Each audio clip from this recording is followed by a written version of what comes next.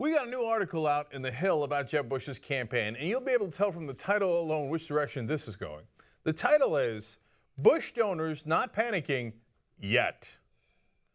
Okay, all right. So point one, whenever they write a title that involves the word not like that, it usually means yes, they are. The whole reason for the article is they are panicking, and what they want to do is put out some quotes into the press saying, no, panic, never heard of panic. We're not panicking. Who said we're panicking? We're not panicking, right?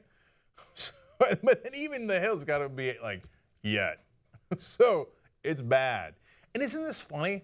Because like this is the Hunger Games, right? And you have to have somebody who's got a lot of money parachuting stuff to help your campaign. In this case, it happens to be millions of dollars. So when they go to ask people how they feel about Jeb Bush's campaign, who are Jeb Bush's supporters? Well, his donors. Those are the relevant people, right? So how do they feel about their tribute, I suppose, right? Now, here's the reason for their panic. In the last three major polls of the Republican voters in Iowa, that's of course the first caucus state, taken before the debate, for instance, Bush twice placed third and once tied for fourth. Now, that's not good, but now let's look at after the debate. In the three major polls taken since then in the Hawkeye state, however, he has placed seventh in one, tied for seventh in another, and fourth in a third. Thing there. That is panic time. I mean, they already, remember why the donors are panicking. They have invested over $110 million in this guy. He's their new product, right? So that's how things work, right? They're businessmen. They invest in a product. They've got a good Jeb Bush product. He's going to do what they want him to do. And all of a sudden, the product is failing. It's in seventh place. They're not happy about that. Okay, now you could tell it in their quotes. Now, these are quotes they gave to the press to be supportive of Bush. But listen, David Badel, one of the donors, says, how many people do we think we will have in February of 2016? Will there be more than 4 in New Hampshire? If there are, it won't be many more than 4. So that means 13 are not going to be there anymore. You have 40-odd% that is going to go someplace. Does it go to Donald? The Donald that has his fans, he may get some, but I think the majority are going to go to Jeb Bush. As people leave the field, voters are going to say, my number 2 choice is Jeb Bush. When you have invested over $100 million in a guy and you're now bragging that he's number 2, it's not a good campaign slogan.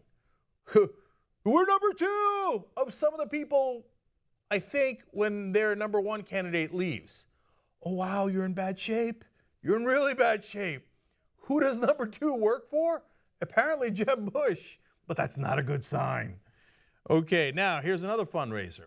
And he says their game plan was probably not to try to hit a bunch of home runs. He didn't need to. I think he came off as an adult in the debate, as composed, as reflective. He's not the orator that Marco Rubio is, but then very few people are. Oh, that's even sadder. Oh my God, it's one thing to get your ass kicked by Donald Trump, who's at least very good at marketing, even though he might not be very good at policy or anything else.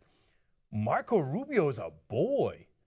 If at this point you're like, well, come on, you got to give Jeb Bush some slack. He's no Marco Rubio.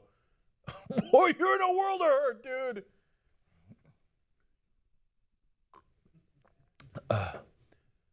He's not as good as that guy? Oh, Jesus. Okay. So now we get to the heart of the matter. One of the Bush donors actually said things that were true. He said Trump is not a politician. Carly's not a politician. Carson's not a politician. All these people seem to be resonating with the voters. Now, what did I tell you? What did I tell you? Okay, I told you that people are sick of the standard politicians. They're going to migrate to someone who's not a standard politician. In fact, look at the donor's second quote here. He says, look at what is happening on the other side.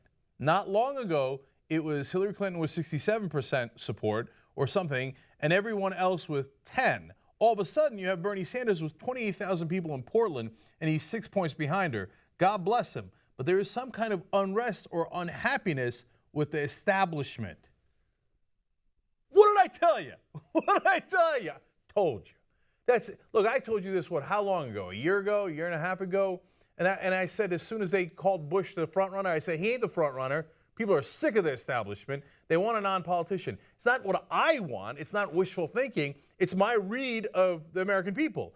And boy, has that been validated. And now even the establishment donors for Jeb Bush are saying Cenk Uygur was right. Maybe not in those exact words. But overall, they're saying, yes, oh my God, we back this guy. That is the establishment. And we give him hundreds of millions of dollars. And oops, turns out they don't want the establishment. They hate the establishment. Anyone that looks like they're not the establishment, rising like crazy right now. Anyone who looks like they are the establishment like Jeb Bush, dropping to the bottom of the ocean. Told you.